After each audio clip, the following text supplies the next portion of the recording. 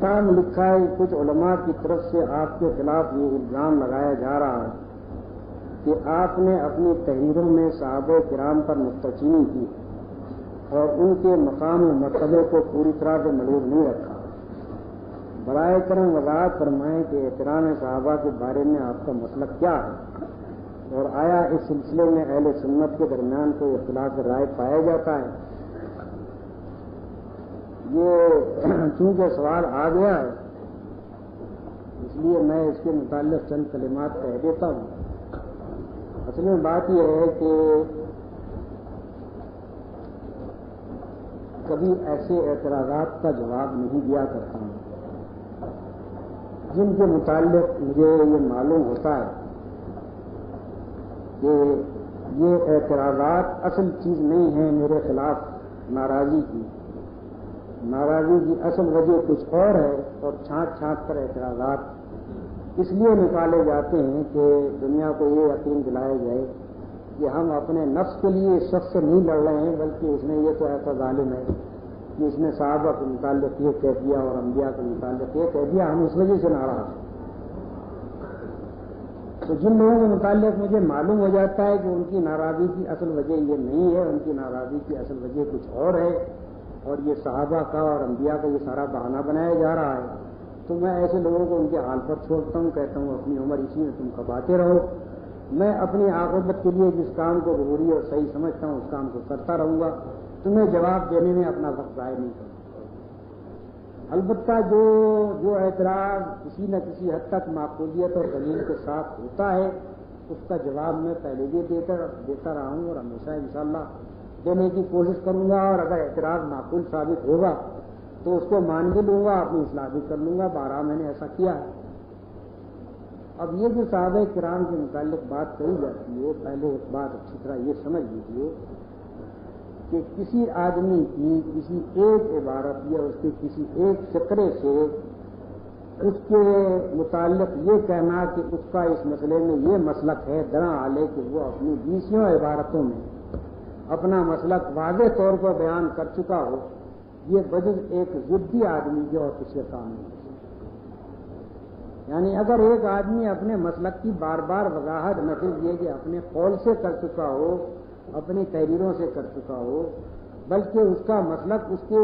مجموعی طرز عمل سے صاف طور پر معلوم ہوتا ہو، تو اس کے بعد اس کی کسی ایک عبارت یا کسی ایک فقرے سے اس کے بالکل برعکس نتیجہ نکالنا یہ کسی معقول آدمی کا کام نہیں۔ اب مثال کے طور پر آپ کو میں بتاتا ہوں،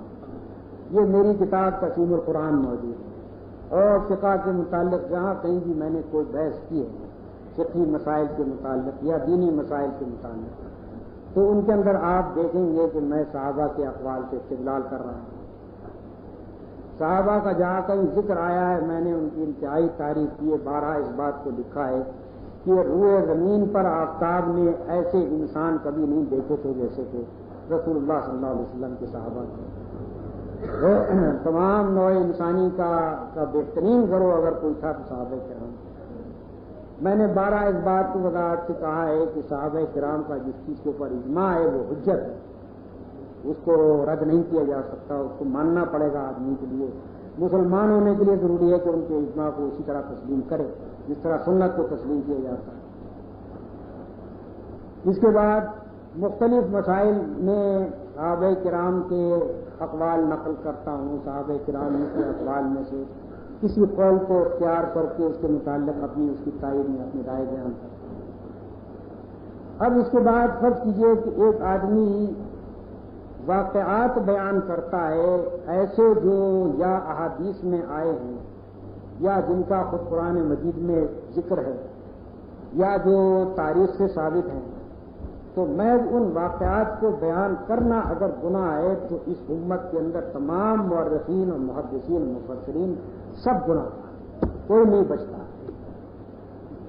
قرآن مجید میں متعدد مقامات پر صحابہ کرام کی بعض غلطیوں کا ذکر کیا گیا۔ سورہ جمعہ میں یہ ذکر کیا گیا کہ رسول اللہ صلی اللہ علیہ وسلم خطبہ دے رہے تھے اور ایک قافلہ آیا تاجروں کا، اور صرف 12 آدمی رہ گئے اور باقی سارے کے سارے چھوڑ کر چلے گئے قافلے کی طرف۔ قرآن مجید میں اس کا ذکر۔ کون سی حدیث کی کتاب ہے، کون سی تفسیر کی کتاب ہے جس میں سورہ جمعہ کی تفسیر میں اس واقعے کو بیان نہیں کیا گیا اور اس کی تفصیلات بیان نہیں کی گئی؟ اگر اس چیز کا نام نکتہ چینی ہے تو کون بچا ہے؟ سب سے پہلے تو اللہ نے ابتدا کی اس کی اور وہ سکھایا، اور اس کے بعد سارے محدثین نے یہ کام کیا اور سارے مفسرین نے کہا۔ اگر ان چیزوں کو، ان واقعات کو بیان کرنا صحابہ کرام کی تنقیص ہے، ان پر نکتہ چینی ہے، تو مجھے بتایا جائے کہ کون سا محدث اور مفسر اس سے بچا ہوا۔ اور پھر کیا اللہ تعالیٰ خود یہ چاہتا تھا کہ صحابہ کرام پر تنقید کی جائے؟ اگر نہیں چاہتا تھا تو ذکر کیوں کیا گیا قرآن مجید میں تاکہ قیامت تک پڑھتے رہیں؟ جنگ عہد کے موقع پر جو صحابی ہٹ گئے تھے، 50 صحابی دکھائے گئے تھے،